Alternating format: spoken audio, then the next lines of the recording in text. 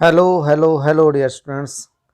आज दोस्तों मैं आपको कराने वाला हूँ सीबीएसई ने जो सैम्पल पेपर इशू किया था, और इसी को ध्यान में रखते हुए हम अपनी तैयारी करेंगे और कर भी रहे हैं, क्योंकि पेपर जो पैटर्न दिया है सीबीएसई ने, इसी फॉर्मेट में हमारा क्वेश्चन आने वाला है, क्वेश्चन पेपर आने वाला है। और जैसे कि आप लोगों को पता है, डेट शीट आ चुकी है और तैयारी में जुट जाइए दोस्तों। अब बिल्कुल भी मतलब अपनी तरफ से कोई कमी नहीं होनी चाहिए। तो जैसे बताया था मैंने लास्ट वीडियो में आपको कि किस तरह से पेपर आएगा, किस तरह से मार्क्स अलॉट होंगे। अगर आपने वीडियो नहीं देखी तो लिंक डिस्क्रिप्शन में मिल जाएगा। तो अपने क्वेश्चन स्टार्ट करते हैं। सबसे पहले हम तो यहाँ पे आपको 3 पार्ट देंगे, 3 में से आपको 2 पार्ट करने हैं। पहला तो कंपलसरी होता है, यहाँ पे क्लियरली मेंशन है इंस्ट्रक्शन में कि 18 क्वेश्चन है, 18 में से आपको 15 क्वेश्चन करने, कोई से भी। देखिए सबसे पहले हम क्वेश्चन करते हैं। पहला क्वेश्चन है हमारा, इसमें लिखा है था गेन और लॉस ऑन रिवॉल्यूशन। मतलब अगर प्रॉफिट हो जाए या लॉस हो जाए रिवॉल्यूशन अकाउंट पे, eight the time change in profit sharing ratio of existing partner is shared by, वो किस रेशो में बांटेंगे, एग्जिस्टिंग पार्टनर किस रेशो में बांटेंगे वो। अच्छा चलो पहला क्वेश्चन पढ़ते हैं। Whereas in admission of a partner it is shared by, किस शेयर, मतलब अगर वो प्रॉफिट शेयरिंग रेशो चेंज करते हैं और अगर मान लीजिए अगर वो पार्टनर को एडमिशन देते हैं, तो प्रॉफिट और लॉस जो होगा रिवॉल्यूशन अकाउंट पे, तो वो किस ऑप्शन में हम बांटेंगे। तो इसमें पहला ऑप्शन दे रखा है हमें रिमेनिंग पार्टनर, यहाँ पे रिमेनिंग पार्टनर आएगा और यहाँ पे ऑल पार्टनर आएगा। तो जब हम एडमिशन देते थे तो किसी पार्टनर को, तो ऑल पार्टनर तो होता ही नहीं था, पहला ऑप्शन तो गलत हो जाता है। दूसरा ऑप्शन है हमारा कि ऑल पार्टनर्स, यहाँ पे ऑल पार्टनर को बटेगा, सबको बटेगा, और यहाँ पे ओल्ड पार्टनर। ठीक है। तीसरा ऑप्शन दिया है हमें न्यू पार्टनर को बटेगा, न्यू पार्टनर्स को, यहाँ पे न्यू पार्टनर होता ही नहीं है। और इसका दूसरा ऑप्शन दिया है ऑल पार्टनर्स, और यहाँ पे जो भी पार्टनर आएगा, यहाँ पे ऑल वाला तो कैंसिल हो जाएगा, मतलब 2 ऑप्शन तो खत्म हो गए हमारे। अगला डी ऑप्शन दिया है सेक्रीफाइसिंग पार्टनर। अगर हम प्रॉफिट लॉस हो जाए, change in profit sharing ratio में, तो क्या हम उसे सेक्रीफाइस में बांटते थे? नहीं, ये भी नहीं है। तो इसका मतलब सबसे जो सुटेबल इसमें आंसर है, वो सबसे करेक्ट आंसर है वो बी। हम जब भी प्रॉफिट शेयरिंग रेशो होता था उसको सारे पार्टनर में बांटते थे यहाँ पे, और यहाँ पे जो पार्टनर एडमिशन लेता था, और उस केस में हम ओल्ड पार्टनर को बांटते थे। तो यहाँ पे हमारा जो करेक्ट आंसर हो जाएगा वो ऑप्शन नंबर बी हो जाएगा। ठीक है, बी ऑप्शन हो जाएगा हमारा, बी राइट है। चलिए नेक्स्ट क्वेश्चन की तरफ चलते हैं। दूसरा क्वेश्चन दे रखा है हमें, calculate the amount of second call. Calculate करना है जी हमने, सेकंड कॉल पे कितना पैसा मांगना है हमने। और शेयर इशू करे 10 रुपये का एक शेयर है, और 40% का प्रीमियम है। तो अगर मैं 10 रुपये का 40% निकालता हूँ और मैं इसको सॉल्व करूँगा, तो यहाँ पे मेरा 4 रुपये आ जाएगा। यानी 10 रुपये का शेयर है, 4 रुपये प्रीमियम के साथ हम बेचेंगे तो 14 रुपये का हमारा शेयर बिकेगा। तो अब मैं इसको देख लेता हूँ। मैंने एप्लीकेशन पे 3 कराए, 5 यहाँ पे कराए, 8 और 2 10, और टोटल शेयर कितने का था? 14 का था। 10 आप मांग चुके हो, तो इसका मतलब 4 रुपये हमारा बैलेंस आ गया। तो हमारा जो करेक्ट आंसर हो जाएगा वो हो जाएगा जी ऑप्शन नंबर बी। इसका भी बी आंसर करेक्ट है। चलिए नेक्स्ट क्वेश्चन की तरफ चलते हैं। अगर आपने बेसिक क्लास भी लिया है, मैंने प्रोडाटा की पूरी वीडियो बना रखी है, पूरा फुल चैप्टर बना रखा है, वहाँ पे आप देख सकते हैं जाकर के प्लेलिस्ट में। अगला क्वेश्चन है जी, यहाँ पे अनीस ने लिमिटेड ने 2000 शेयर इशू करे हैं और 3000 एप्लीकेशन उसको रिसीव हो जाती हैं। कंपनी ने प्रोराटा बेसिस अलॉटमेंट जो करा 2400 शेयर पे किया है। ध्रुव जिसके पास में 40 शेयर अलॉट हैं, तो हमें उसके अप्लाइड शेयर निकालने हैं। तो अलॉट से आपने अप्लाई में जाना है। तो मैंने आपको इसके बारे में बहुत अच्छे से समझा रखा है। देखिए जितना शेयर आप इशू करते हो वो तो अलॉट करेगी ही करेगी कंपनी। अब हमें क्या करना होता है, रेशो बनाने के लिए आपके पास में 3000 शेयर एप्लीकेशन आ रही हैं, 3000 में से हमने प्रोराटा में रखे हैं 2400, तो इसके जो रेशो में आएगा वो 2400 आएगा, क्योंकि बाकी एप्लीकेशन कहाँ गई हैं? रिजेक्ट में चली गई हैं। तो मेरी अगर मैं रेशो बनाऊँ 2 0 से 2 0 कैंसिल हो गया। अब इसे 4 से डिवाइड कर सकते हैं, 4 पंजे 20, 4 6 24, 5 और 6 का रेशो बन गया। इसका जो मतलब निकलता है, जिस बंदे ने 6 शेयर खरीदे थे, कंपनी उसको 5 शेयर अलॉट कर रही थी। तो इसी तरीके से इसके अलॉटेड शेयर पता है हमें, इसके अप्लाई निकालना है।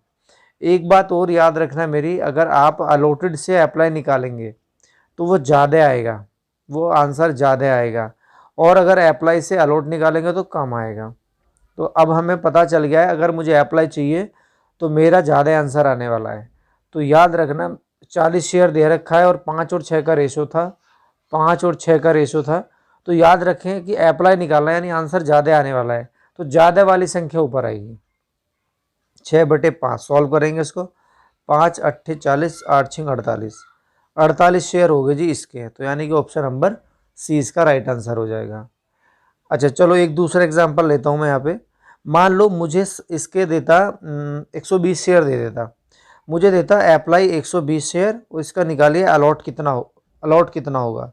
तो 120 शेयर से आपको अलॉट निकालना है, अलॉट मतलब कम निकालना है। तो 120 कम निकालना, तो 5 ऊपर आ जाएगा, 6 नीचे आ जाएगा।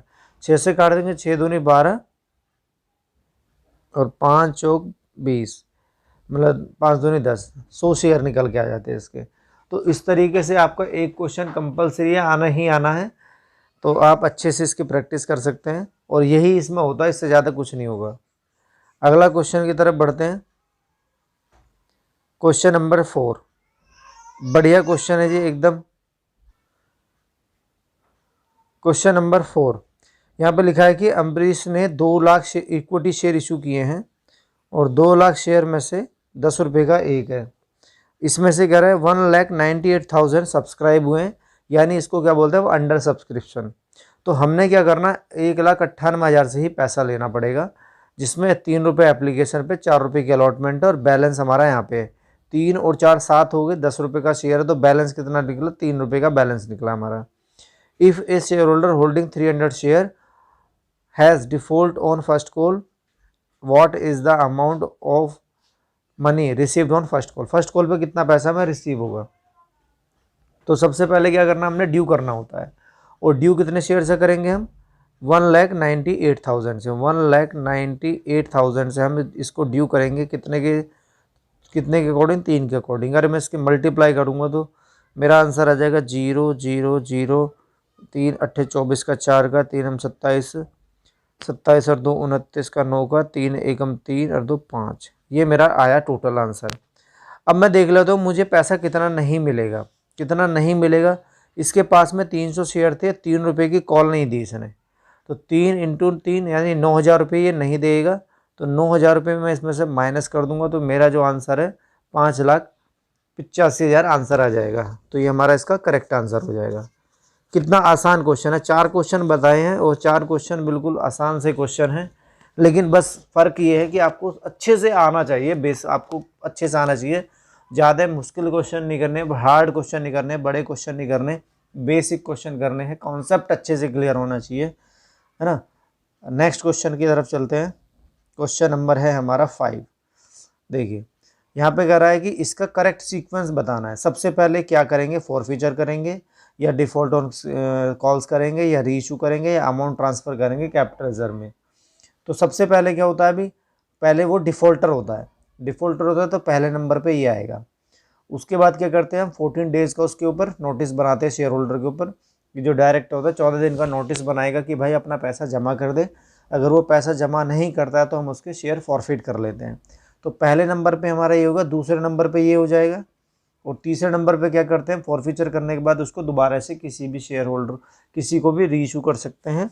आपको पता होगा रीइशू हम डिस्काउंट पे भी कर सकते हैं, प्रीमियम पे भी और एट पार पे भी, लेकिन इशू की बात आती है तो इशू डिस्काउंट पे नहीं हो सकते हैं। तो तीसरा हो गया हमारा ये, और फोर्थ हो गया हमारा, जो भी हमारा आंसर आता है उसको हम क्या करते हैं, कैपिटल रिजर्व में ट्रांसफ़र कर देंगे। तो पहला मतलब सेकंड पहले आएगा, ये सेकंड है, उसके बाद में आपका फॉरफीचर आएगा 2 1 3 4, ये इसका सी आंसर हो जाएगा करेक्ट। यानी पहले हम डिफ़ॉल्ट ऑन कॉल्स करते हैं, फिर फॉरफीचर करते हैं, फिर रीइशू करते हैं, फिर उसका आंसर ट्रांसफ़र कर देते हैं कैपिटल रिजर्व के अंदर। चलिए आगे चलते हैं। अगला क्वेश्चन है जी, वेरी वेरी इंपॉर्टेंट क्वेश्चन है जी, बहुत बढ़िया क्वेश्चन है। इसको मैं बहुत अच्छे से समझाता हूँ आपको। यहाँ पे बच्चा बहुत ज़्यादा मिस्टेक कर देता है इस क्वेश्चन में। चलिए देखिए, सबसे पहले क्या दिखा रखा है हमें, 40,000 की मशीन दी हुई है इस क्वेश्चन में। यहाँ कह रहा है the if the value of machinery reflect the balance sheet is over valued. Over valued है। अब ये ओवर वैल्यूड का मतलब क्या होता है, ज़्यादा दिखा रखा है हम लोगों ने, ज़्यादा दिखा रखा है मतलब अगर हमारी एसेट्स ओवर वैल्यूड है तो हमारे लिए वो लॉस है, और अंडर वैल्यूड है तो वो हमारे लिए फ़ायदा होती है, क्रेडिट में डाल देते हैं रिवॉल्यूशन अकाउंट में। लेकिन हमसे क्या पूछा गया है कि भाई नई बैलेंस शीट में इसको किस अमाउंट पर हमें शो करना है। तो नई बैलेंस शीट में किस तरह से शो करेंगे, इसको निकाल लेते हैं एक बार इसको। भाई हमें क्या दे रखा, 33 सही 1/3, और इसको मैं अगर सॉल्व करता हूँ तो इसका मतलब क्या होता है, 33 या 99 और 100, 100/300, परसेंट खोलूँगा तो 100 ऑटोमेटिक आ जाएगा, 2 जीरो से 2 जीरो कैंसिल हो गया, यानी 1/4, 1/3, 1/3 हो जाएगा यहाँ पे। तो यानी 1/3 आया। ये जो कॉस्ट है ये क्या दे रखा है हमें, इतना ओवर है, इसमें ऐड है ऑलरेडी, तो इसमें ऐड है तो मैं क्या करूँगा, इसके अंदर इसको ऐड कर देता हूँ, तो यहाँ पे हो जाएगा हमारा 4, और इसको मैं 4 से डिवाइड कर दूंगा, 1/4 कर दूंगा इसका। 40,000 का 1/4 करूँगा तो मेरा आंसर कितना आ गया, 10,000 आ गया। यानी ये 10,000 ओवर वैल्यूड है, पहले से ही हमने इसको दिखा रखा है, ओवर वैल्यूड कर रखा है इसको। तो मेरा जो आंसर आएगा नई बैलेंस शीट में, तो ये माइनस करके हमारा ऑप्शन नंबर डी इसका करेक्ट आंसर हो जाएगा। ठीक है जी, चलिए नेक्स्ट क्वेश्चन की तरफ चलते हैं। यस, नेक्स्ट क्वेश्चन में हमें दिया हुआ है कि which of the following is true regarding salary to a partner when the firm maintains fluctuating capital account.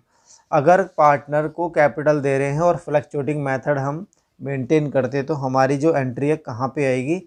तो सबसे पहले लिखा है इसने कि भी डेबिट किया जाएगा पार्टनर के लोन में और क्रेडिट किया जाएगा एप्रोप्रिएशन, तो ये बिल्कुल गलत है। सैलरी तो हमेशा एप्रोप्रिएशन में डेबिट में आती थी। उसके बाद में profit and loss account debit होगा, क्रेडिट होगा P&L अकाउंट। ये बात ठीक है, लेकिन ये बात गलत है क्योंकि ये एलोकेशन ऑफ प्रॉफिट होता है, एप्रोप्रिएशन ऑफ प्रॉफिट होता है, ना कि चार्ज अगेंस्ट प्रॉफिट होता है, तो P&L में तो आने का नहीं है।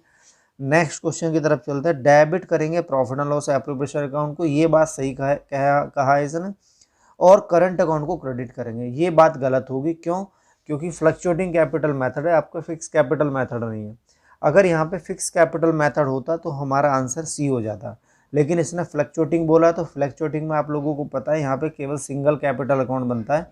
तो नेक्स्ट है इसका डी ऑप्शन कि भी एप्रोप्रिएशन में डेबिट करेंगे और पार्टनर्स कैपिटल अकाउंट में क्रेडिट करेंगे।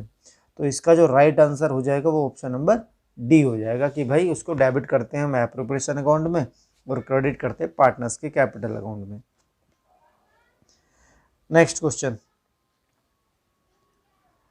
इस बार दिया है इसने कि भाई eight the time of reconstitution of firm, अगर फर्म का दोबारा से निर्माण होता है, दोबारा से उसका पुनर्गठन होता है, recording of unrecorded liability will lead to.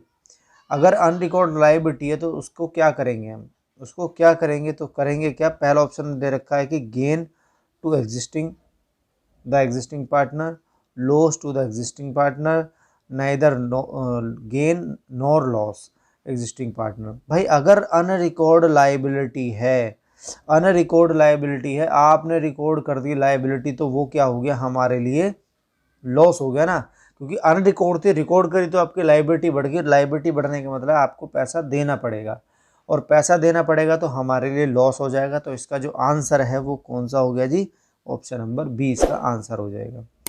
ठीक है, चलिए नेक्स्ट क्वेश्चन की तरफ चलते हैं। बहुत बढ़िया क्वेश्चन आ गया जी हमारा। यहाँ पे दे रखा है EFG पार्टनर थे, इनका रेशो 3:2 का दिया हुआ है। पार्टनरशिप एग्रीमेंट में लिखा है अगर जी को जो है 80,000 रुपये सैलरी मिलेगा एवरी ईयर, ठीक है, 80,000 रुपया इसको सैलरी मिलता है। एनी डेफिशिएंसी, अगर कोई भी डेफिशिएंसी होती है पर्सनली ई देगा, पर्सनली ई देगा, और हमें 3,12,000 का प्रॉफिट दे रखा है। तो हमसे पूछ रहा है calculate the amount of deficiency to be bond by E. E कितना बॉन्ड करेगा, देखो कितना आसान क्वेश्चन है, इतना लंबा चौड़ा क्वेश्चन है, guarantee of a partner second chapter का क्वेश्चन है ये। तो इसको मैं आपको समझाता हूँ कैसे करते हैं। भाई मेरा जो आंसर है 3,12,000 है, मुझे प्रॉफिट दिया हुआ इतना। हमने क्या किया हुआ, जी को गारंटी दी है तेरे को भाई 1,80,000 मिलेगा।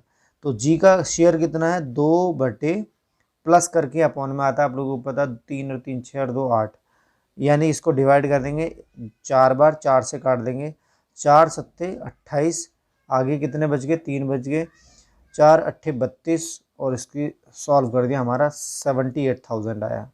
लेकिन भाई आप देखो गारंटी कितनी है हमारी, 80,000 की, और हमने उसको कितना शेयर दिया, उसका शेयर के अकॉर्डिंग मरा 78। तो कोई भी बता सकता है यार डेफिशिएंसी कितना हुआ उसके शेयर में, तो कितना डेफिशिएंसी हो रहा है, 2,000 रुपये का डेफिशिएंसी हो रहा है। तो इसका ऑप्शन नंबर डी आंसर हो जाएगा, बिल्कुल करेक्ट। नेक्स्ट क्वेश्चन, बढ़िया क्वेश्चन आ गया भाई। कितनी बार समझाया मैं, IFR WCR के सेपरेट वीडियो बना रखी है, इससे रिलेटेड 2 क्वेश्चन कन्फर्म है भी हमारे आने ही आने हैं। देखिए सबसे पहले दे रखा है कि इसके अंदर जब हम किसी पार्टनर को एडमिशन देते हैं तो इनमें से WCR का इफेक्ट क्या होगा हमारी अकाउंटिंग में। तो सबसे पहले कह रहा है कि हमारे पास में WCR में 40,000 है, और क्लेम जो हो गया, क्लेम हो गया हमारा 45,000 रुपये का। तो इनमें से आंसर कौन सा करेक्ट होगा। पहला ऑप्शन दिया हुआ इसने कि 45,000 कैपिटल अकाउंट में डेबिट होगा, नहीं बिल्कुल गलत है। 40,000 रुपये रिवैल्यूएशन अकाउंट में डेबिट होगा, बिल्कुल गलत है, क्योंकि आप ये देखो ना, आपके पास में 40 का रिजर्व है और 45 का क्लेम है, तो आपको जो एक्चुअल लॉस है वो कितना हो रहा है, 5,000 का।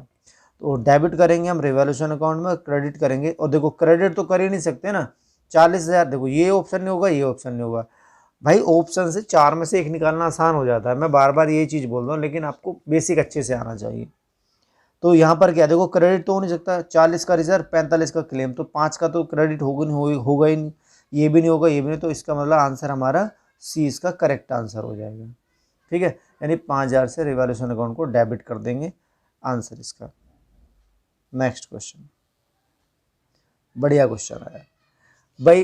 Partnership deed in the absence of partnership, बहुत अच्छे से इसकी वीडियो बनाई थी हमने, बहुत अच्छा लगा, आप लोगों ने अप्रिशिएट करा। देखिए इसमें लिख रहा है अगर हमारे पास में पार्टनरशिप डीड नहीं है तो इंटरेस्ट ऑन कैपिटल के regarding on the amount of additional capital advance by him to the firm. अगर कोई पार्टनर एडिशनल कैपिटल दे देता है फर्म को एडवांस में, तो उसको क्या हम ट्रीट करेंगे। सबसे पहले दिया है कि उसको 6% का इंटरेस्ट मिलेगा additional capital when only when there are profit, ठीक है जी।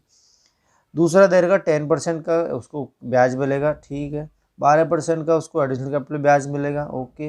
Note entitle for any interest on their additional capital. आप लोगों को चिल्ला चिल्ला के समझाया था हमने कि अगर पार्टनरशिप डीड नहीं है, ना तो इंटरेस्ट लगेगा, ना सैलरी मिलेगा, ना कमीशन मिलेगा, ना इंटरेस्ट ऑन ड्राइंग लगेगा।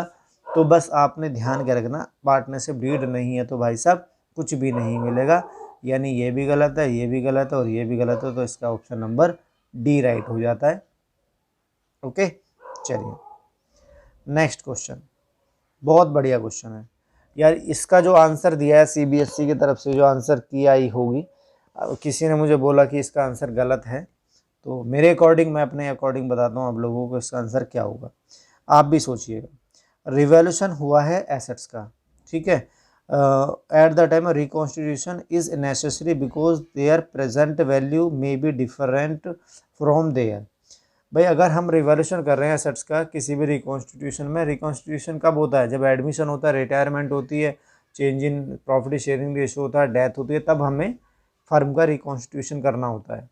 तो अब हमारी जो वैल्यू है, प्रेजेंट वैल्यू है, वो डिफ़र करती है, किससे करती है, मार्केट वैल्यू से करती है, नेट वैल्यू से करती है, कॉस्ट से करती है, बुक वैल्यू से करती है। इसमें जो मुझे लगता है इसका आंसर वो ऑप्शन नंबर डी इसका राइट आंसर होना चाहिए, लेकिन आंसर की में इसका आंसर ए दिया हुआ है। तो इसको मार्केट वैल्यू और प्रेजेंट वैल्यू में मेरे हिसाब से दोनों सेम थिंग है, क्योंकि भाई मार्केट वैल्यू कितना और प्रेजेंट वैल्यू कितना है, तो वो तो हमारी, उसको हम कंपैरिजन किससे करेंगे, बैलेंस शीट से, और बैलेंस शीट में जितनी भी अमाउंट लिखी हुई है वो सारी की सारी बुक वैल्यू है, ठीक है। उनको मार्केट वैल्यू और प्रेजेंट वैल्यू के हिसाब से देख लेते हैं कि चेंज क्या हुआ, फ़ायदा हुआ कि नुकसान हुआ, वो सारा हमारा रिवॉल्यूशन अकाउंट में ट्रांसफ़र होता रहता है। तो इसका आंसर ऑप्शन नंबर डी हो जाएगा, करेक्ट आंसर इसका यही होगा। क्वेश्चन नंबर 13 में देखते हैं, with if average capital employed दे रखा 8 लाख का, एक्चुअल एवरेज प्रॉफिट दे रखा है हमें 1,80,000 का, 10% का रेट दे रखा है, और हमें गुडविल कैलकुलेट करनी, capitalisation of average profit method. Capitalisation of average method के मैंने आपको 4 स्टेप बताए हैं, और 4 स्टेप में सबसे पहले क्या करते हैं, हम एवरेज प्रॉफिट निकालते हैं, दूसरे में capitalise value of the firm निकालते हैं, तीसरे स्टेप में हम नेट एसेट्स निकालते हैं, और चौथे स्टेप में गुडविल निकाल लेते हैं। तो पहला स्टेप क्या है जी, हमारा एवरेज वाला।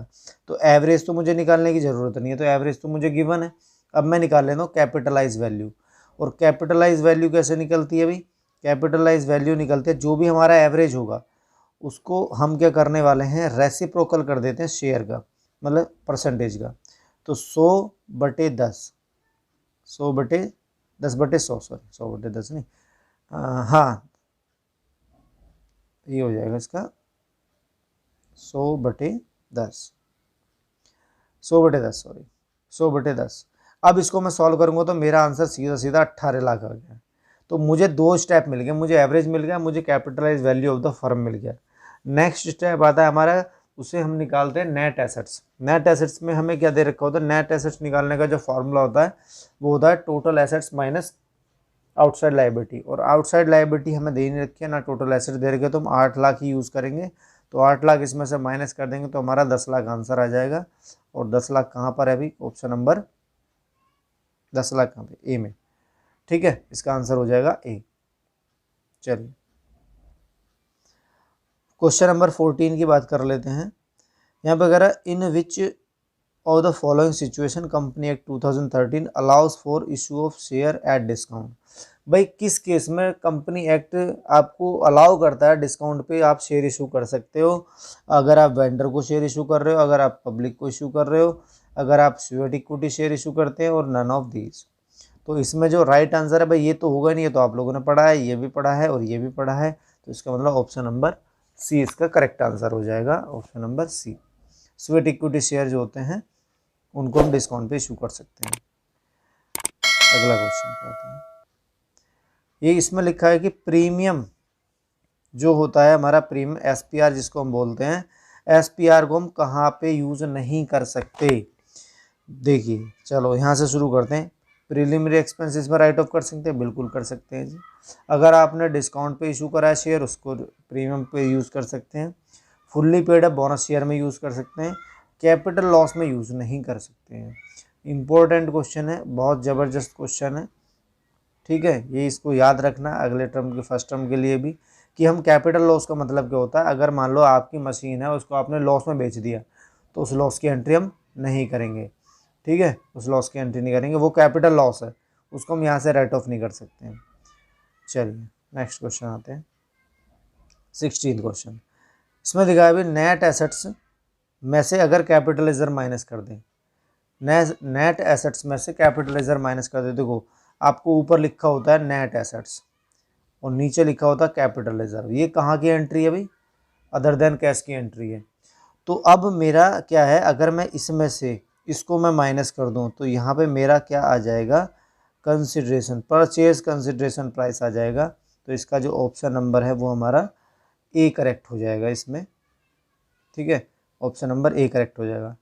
अच्छा अगर मान लो, अगर क्वेश्चन में दे दे अगर हमारा नेट एसेट्स कम है, अगर हमारा एसेट्स कम है और हमारी लायबिलिटी साइड ज़्यादा है, तो ऊपर जो गैप होगा वो क्या हो जाएगा, गुडविल हो जाएगा, गुडविल हो जाता है। और नीचे अगर गैप है तो वो कैपिटल रिजर्व होता है। इसमें कैपिटल रिजर्व तो दे ही रखा है, आप लोगों को याद होगा इसके बारे में।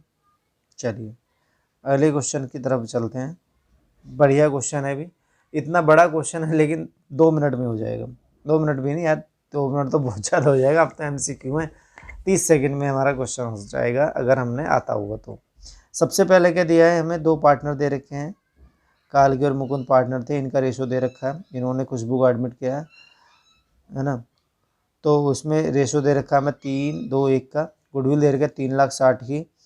जो खुशबू, अरे बड़ा नाम दे रहा, कुछ तो है उसका, जो वो है अपनी गुडविल नहीं लेके आता है, गुडविल नहीं लाता तो आप लोगों को पता है उसके करंट अकाउंट से बांट लेते हैं। और साथ में हमसे पूछ रहा है कि कालकी और मुकुंद को कितना कैपिटल गुडविल कितना क्रेडिट किया जाएगा। तो आप लोगों को पता है ओल्ड रेशो भी पता है भाई, न्यू रेशो भी पता है, तो क्या पर क्या बनेगा यहाँ पे, सैक्रिफाइस रेशो बनेगा। और सैक्रिफाइस कैसे निकालते हैं, old ratio minus new ratio करके। तो मैं इसको निकालता हूँ, मैं इसका 5/8, इसका जो न्यू शेयर है वो है 3/6, एलसीएम हो गया 24, 24 होगा 8 तिया 24, 3 पंजे 15, माइनस करेंगे इसमें से 6 से भाग करेंगे 24 को तो 4 आएगा, 4 तिया 12, यानी कि 3/24 आ गया। सेम करेंगे दूसरे वाले का 3/8 माइनस दूसरे वाला जो शेयर होल्डर उसका है 2/6, एलसीएम करेंगे 24 आ गया, 8 से डिवाइड करेंगे 24 को तो 3 आएगा, 3 तिया 9, माइनस 3 से इसको भाग करेंगे तो आएगा हमारा 4, 4 दूनी 8। इसका आंसर आ गया जी 1/24। अब ये रेशो नहीं बना है, रेशो ऐसे बनेगा 3:1, यानी जो इनका सेक्रीफाइस रेशो वो 3:1 है, तो 3:1 के अंदर गुडविल बटेगी। अब मुझे देख लेना है कि वो कितना गुडविल लेकर के आएगा, क्योंकि ये तो गुडविल फर्म की है, तो मुझे इसके शेयर निकाल लेना। इसका शेयर निकालूंगा तो इसका शेयर है 1/6, ये रहा ना 1/6, तो 1/6 करूँगा तो 60,000 आ गया, और 60,000 को अगर मैं 3/1 में बांट दूंगा तो 45 और 1 15,000 आएगा। तो 45 और 15,000 कहाँ पर है भाई, यहीं पर है। तो इसका जो करेक्ट आंसर है वो ऑप्शन नंबर डी हो जाएगा। ओके जी, तो अगला क्वेश्चन की तरफ चलते हैं। नेक्स्ट क्वेश्चन है हमारा 18 क्वेश्चन है। यहाँ पे देखिए, यहाँ पे लिखा, इसमें दिखा है कि भाई जो सर्विस है श्री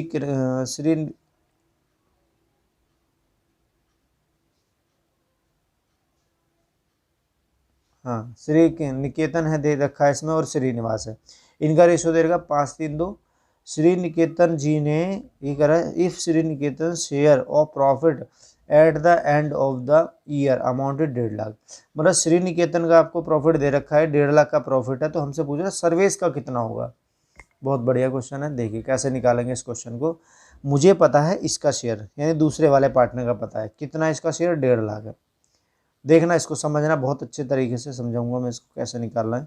मुझे इसका शेयर पता है और उसका जो शेयर है वो है 3/10, जो कि बीच वाला है, तो 3/10 आ गया। तो हम क्या करेंगे, इसी का रेसिप्रोकल कर देंगे 3/10 का, तो 10/3 आ गया। अब आपको जिसका भी शेयर निकालना है उस शेयर, उसके शेयर की मल्टीप्लाई कर दो। मुझे निकालना है जी सर्विस का, तो सर्विस का जो शेयर है वो कितना है 5/10, सही है। तो 10 से 10 कैंसिल होगा, 3 से काट देंगे 50,000 आ जाएगा, 50,000 में 5 की मल्टीप्लाई करेंगे तो 2.5 लाख आंसर आ जाएगा, और 2.5 लाख आंसर कहाँ पर है, ऑप्शन नंबर डी में। ठीक है, समझ में आया होगा, बिल्कुल पक्का आया होगा। दोबारा बता देता हूँ, अगर आपको क्या नाम है, हमें दे रखा था श्रीनिकेतन का, तो उसके शेयर का रेसिप्रोकल करो, ये गुडविल हो गया पूरा, और जिसका निकालना उसके शेयर की मल्टीप्लाई करो और आंसर आ जाएगा हमारा। तो ये मैंने 18 क्वेश्चन कर दिए हैं आप लोगों के लिए, और 18 में से 15 करने थे, मतलब ये 15 करने थे इस वाले पार्ट से। तो अब इसके बाद के जो क्वेश्चन है मैं नेक्स्ट वीडियो में करूँगा, और ये वीडियो बताइएगा कैसी लगी आप लोगों को, और अपने कमेंट ज़रूर बताएं आपको कैसे लगे। मतलब ये पार्टनरशिप था, कंपनी भी था इसमें, और ये 2-3 पार्ट में हम इसको सॉल्व करेंगे ताकि आप लोगों को देखने में ज़्यादा प्रॉब्लम ना हो, क्योंकि आप ज़्यादा देर तक एक साथ 10, 15, 20 मिनट की वीडियो आपको बड़ी दिखाई देती है। अकाउंट से दोस्त यहाँ पे एक एक क्वेश्चन में 18-20 मिनट लग जाते हैं, तो इसलिए अब तो खैर MCQ है, डिस्क्रिप्टिव की तैयारी करेंगे टर्म 1 के बाद में। तो ये हमारे 18 क्वेश्चन हो गए, नेक्स्ट वीडियो में बाकी के क्वेश्चन करेंगे। मिलते हैं दोस्त नेक्स्ट वीडियो में।